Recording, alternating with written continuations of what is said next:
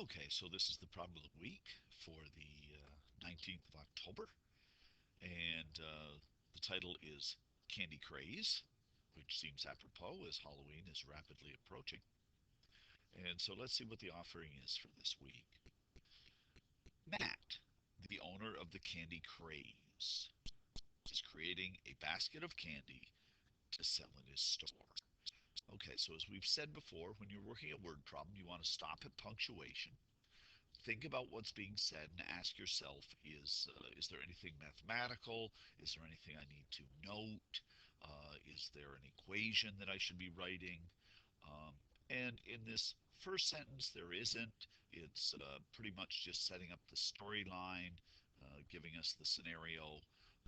So while there's information there, there really isn't anything that we would note. As we go to the second sentence, it says he plans to include some taffy twists, some caramel chews, and some sour pops. Okay, so at this point, you might actually do some variable assignments. So you might have let t equal taffy twists, right?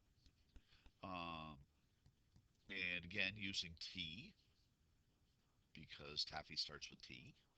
And of course, letting C equal caramel chews.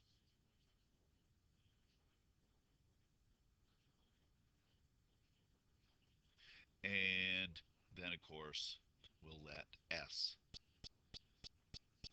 equal sour pops. All right.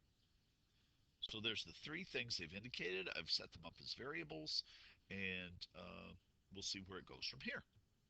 All right. He wants to put twice as many pounds of sour pops as taffy twists in the basket. Period. Now, this statement, this he wants to put twice as many pounds of sour pops as taffy twists in the basket. Um, that actually allows me. Can you tell me what that's going to allow me to do with the variables? Twice as many pounds of sour pops as taffy twists. If tea or taffy twists, if these are pounds of taffy twists, um, then S could actually be removed because I now know the relationship between taffy twists and sour pops. There's twice as many sour pops as taffy twists, so I could actually write that as 2T. Okay? Um, Make sure you understand that second sentence right there. I guess that's the third sentence, but yeah, make sure you understand that sentence and how that allows me to actually eliminate one of the variables and represent the sour pops in terms of the taffy twists. All right. Now, next sentence, even more telling. It says Matt's basket will contain 4 pounds of caramel chews. So all of a sudden, the caramel chews, we don't need the variable C anymore at all. Um, there's going to be 4 pounds of caramel chews, and we don't need C anymore. So we're down to just one variable, three different items: taffy twists, caramel chews, and sour pops. But we've got it down to just the one variable T. And of course, then sour pops is twice as many of those, so that's 2T. And caramel chews is identified as being specifically 4 pounds. Okay. Now, it goes on to tell us prices here. Suppose taffy twists are $2.25 per pound. Okay. And caramel chews are $3.50 a pound,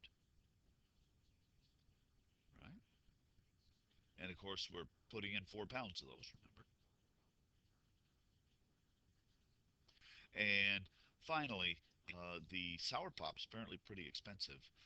They're four and a quarter, or at least the most expensive, four and a quarter for each pound, right?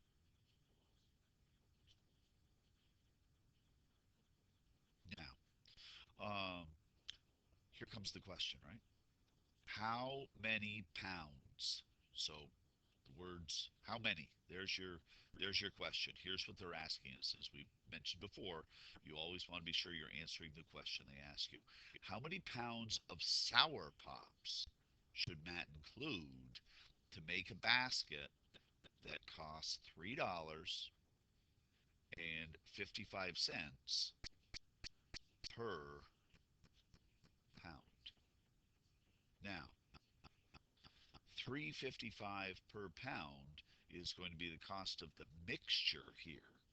Um, and that's what we're doing. We're mixing taffy twists and caramel juice and sour pops, and this basket now, composed of those three types of candies, has to sell for $3.55 per pound. Now, that per pound price of this mixture, what does that mean? Well, that means, of course, the total price, right, which how would you figure that out? Divided by the total number of pounds. And how can you represent that? Price per pound. These are dollars, right? So price for each pound means total price divided by total pounds, and that has to equal $3.55. So, can you represent this total price using the variable t and the known values for each type of candy? And can you represent the total number of pounds that are going to be involved in this situation? And then finally, can you solve that equation and be sure you answer the question they ask? How many pounds of sour pops should Matt include to make the basket cost $3.55 per pound? So get your answer in either through the Impetus login site, or if that's not possible, perhaps you can get your get your solution to your coach, and your coach can get us the solution that you come up with. And as we always say, you got to be in it to win it. So make that, get that solution done, get it to us, get your name in the